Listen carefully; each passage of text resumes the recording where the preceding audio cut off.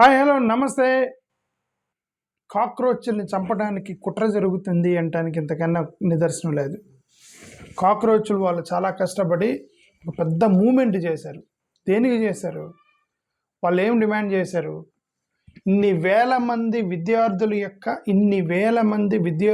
21 మంది విద్యార్థులు చనిపోతే వాళ్ళ కోసం వేల మంది లక్షల మంది విద్యార్థులు రోడ్ల మీదకి వస్తే వాళ్ళు ధర్మేంద్ర ప్రధాన్ గారిని రాజీనామా చేయండి అని ఒక ప్రశ్న అడిగితే దాని గురించి ప్రస్తావించకుండా మిగతా చేస్తున్నారు. ప్రధానమంత్రి గారు ఒక వీడియో రిలీజ్ చేసి మేము ఫాస్ట్ ట్రాక్ కోర్టు పెడతాము, వాళ్ళని అరెస్ట్ చేస్తాం, వీళ్ళని అరెస్ట్ చేస్తాం, అవన్నీ ఎవరు చేయమన్నాడు? ధర్మేంద్ర గారిని రాజీనామా చేయమన్నారు, అంతే కదా. ఫాస్ట్ ట్రాక్ కోర్టు పెట్టి ఇంతమందిని శిక్షించి అంతమంది చేసి ఇంతమంది పోలీసులు రోడ్డు మీద పెట్టి ఇన్ని కంట్రోల్ చేసే బదులు ఒక్క వ్యక్తిని మారిస్తే పోయింది కదా. ఎందుకు ఒక వ్యక్తిని మార్చలేకపోతున్నారు? ఎందుకు మార్చలేకపోతున్నారంటే అది మారిస్తే వాళ్ళ ఇది తగ్గిపోయింది, ఈగో తగ్గిపోయింది. అందుకని వాళ్ళు మార్చట్లే. అందుకని స్టూడెంట్స్ కూడా వెనక్కి తగ్గట్లే. అతను రాజీనామా చేసేంత వరకు మేము వెనక్కి తగ్గమంటున్నారు వీళ్ళు. అతను రాజీనామా చేయాల్సిందే అంటున్నారు. సో ఇది ఇప్పుడు నరేంద్ర మోడీ గారు ఒక వీడియో రిలీజ్ చేశారు నిన్న. విద్యార్థులు అంటే మాకు చాలా ఇష్టం, విద్యార్థుల యొక్క భవిష్యత్తు మా ముఖ్యం, విద్యార్థుల కోసం మేము ఏదన్నా చేస్తాం, ఎంత చేస్తాం, అది చేస్తాం అన్నారు. ఇంత చేసే బదులు ఒక మినిస్టర్ని డిపార్ట్మెంట్ మినిస్ట్రీ మారిస్తే పోయింది కదా, అంతే కదా. ఇప్పుడు లీడర్సు స్టూడెంట్స్ వీళ్ళందరూ కూడా జంతర్ మంతర్లోకి వచ్చి అక్కడ వాళ్ళు చెబుతున్నారు వీళ్ళు పోలీసులు కాదండి, పోలీసులు కాకుండా పోలీసుల రూపంలో వచ్చినటువంటి గూన్స్ వచ్చారని చెప్తున్నాడు. పోలీసులు కాదు, పోలీసుల రూపంలో కొంతమంది గూన్స్ వచ్చారు మమ్మల్ని కొడతానికి అని చెప్పి విద్యార్థులు గొడవ చేశారు అక్కడ. అదేదో మరి ముందే సరే ఈ ఫాస్ట్ ట్రాక్ కోర్టు ముందే చేయొచ్చు కదా, ఇప్పుడు ఎందుకు చేస్తారు? ముందే చేయొచ్చు కదా, ఫాస్ట్ ట్రాక్ కోర్టు చేయలే. కాక్రోచ్ల్ని నలిపేస్తామని చెప్పి ఒక మహిళ ఒక ఆర్మీ ఆఫీసర్ పెట్టింది. ఏమని? కాక్రోచ్ ఆర్మీ ఆఫీసర్ ఏదంటే స్పెషల్ ఫోర్స్ సంబంధించిన ఒక మహిళ పోస్ట్ చేసింది, కాక్రోచ్ల్ని నలిపేస్తామని. ఇంకేమని చెప్పింది అక్కడ? మిమ్మల్ని మీరే రక్షించుకోలేరు, మీరు దేశాన్ని రక్షిస్తారా అని పెట్టింది ఆ పోస్టు. అంటే వీళ్ళ యొక్క విద్యార్థుల యొక్క వాళ్ళ జీవితాలని అంత ఈజీగా తీసుకొని చేస్తారా? ఇంటిమిడేషన్ చేస్తారా? రౌడీలను పెట్టి పిల్లల్ని బెదిరిస్తారా? అక్కడ మెట్రో స్టేషన్స్ మొత్తం క్లోజ్ చేస్తారా? ప్రజల్ని భయపెడతారా? అక్కడ లీగల్ కేసెస్ పెడతామని చెప్పి ఎన్ఐఏకి సంబంధించిన వాటిని తీసుకొస్తారా? ఎన్ఐఏకి సంబంధించిన రెన్యూ చేస్తున్నామని చెప్పేసి బెదిరిస్తున్నారా? పిల్లల్ని మూమెంట్ని డిస్క్రెడిటింగ్ చేస్తున్నారా? మొత్తం కూడా షహీన్బాగ్లో ఏం జరిగింది, రైతులకు జరిగింది, దాంతో పోలుస్తారా? ఇది ఒకటేనా? ఇది విద్యార్థుల యొక్క జీవితం కదా, విద్యార్థుల యొక్క భవిష్యత్తు కదా. గవర్నమెంట్ 3 రకాలుగా స్ట్రాటజీ వేసుకుంటుంది.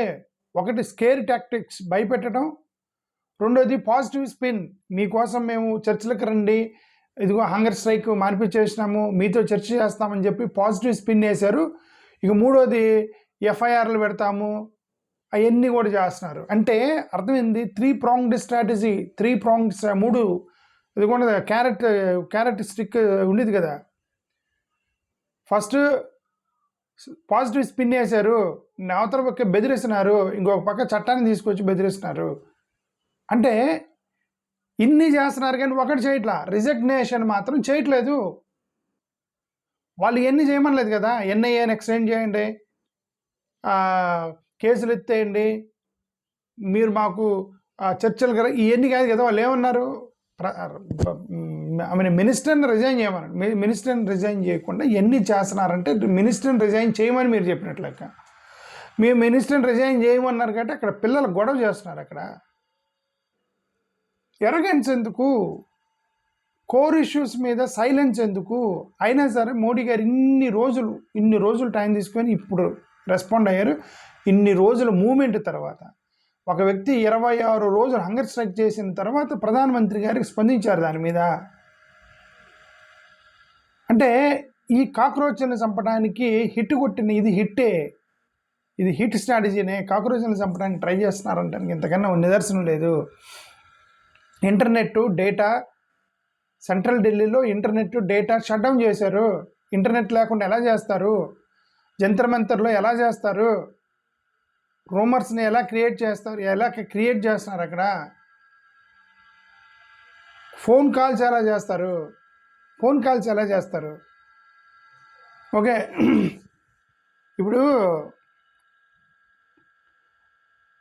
షాపులు, ఆఫీసులు అవన్నీ మూసేయమన్నారు.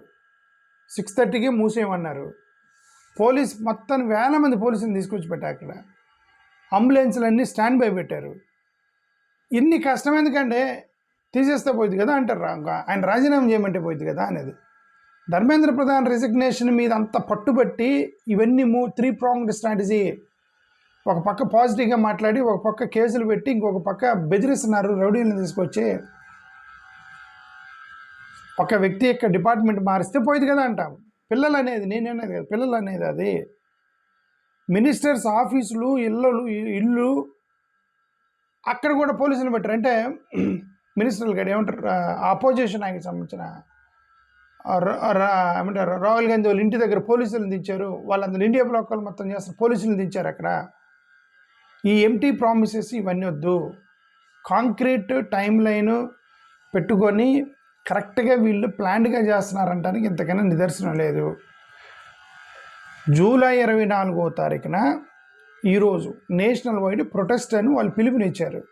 చాలా రాష్ట్రాల్లో గవర్నమెంట్ ఎక్కడెక్కడైతే వీళ్ళ అధికారం ఉందో అక్కడ వాళ్ళు స్కూల్స్, కాలేజీలు రన్ చేస్తున్నారు. ఆంధ్రప్రదేశ్లో స్కూలు, కాలేజ్ రన్ చేస్తున్నారు. ప్రైవేట్వి మాత్రమే ఆపారు, గవర్నమెంట్ స్కూల్స్ రన్ అవుతున్నాయి ఆంధ్రప్రదేశ్లో అని చెప్పేసి పేపర్లో చూసిన. అది నిజమో లేదో నాకు తెలియదు. ఎందుకు ఆయన ఎన్డీఏ గవర్నమెంట్. నీటి విద్యార్థులంటే కొద్దిగా కూడా ప్రేమ లేదు, జాలి లేదు ఆంధ్రప్రదేశ్ యొక్క ప్రభుత్వానికి లేదా? ఓకే, ఇదంతా కూడా కరెక్ట్ కాదు. ఇదంతా కూడా మోడీ గారు చాలా లేటుగా రెస్పాండ్ అయ్యి 34 రోజులు ప్రొటెస్ట్ తర్వాత ఒక ట్వీట్ చేసి నిన్న అర్ధరాత్రి ఒక వీడియో పెట్టారు. అక్కడ 34 రోజులు ప్రొటెస్ట్ తర్వాత వీడియో పెట్టారండి. ఎంత లేట్ రిప్లై చూడండి. ఓకే, ట్రైన్స్లో, ఫ్లైట్స్లో వెళ్ళేటువంటి విద్యార్థులు కొంతమంది తప్పించుకొని, ఒక అమ్మాయి అయితే హైదరాబాద్ నుంచి ఇంట్లో చెప్పకుండా వెళ్ళిపోయింది. అతను ఆస్ట్రేలియా నుంచి వచ్చాడు. ఎందుకు? స్టూడెంట్స్ కోసం. ఎందుకు వచ్చారు వాళ్ళంతా? స్టూడెంట్స్ భవిష్యత్తు. ఒక ఆమె చిన్న చంటి పిల్లని వేసుకొని వచ్చింది అక్కడికి. ఈ మధ్యలో ఈ సెలబ్రిటీస్ కొద్దిగా కన్ఫ్యూజ్ చేస్తారు. ఈ సల్మాన్ ఖాన్ అనే వ్యక్తి, సరే Salman Khan, there is nothing wrong. Salman Khan ఒకటి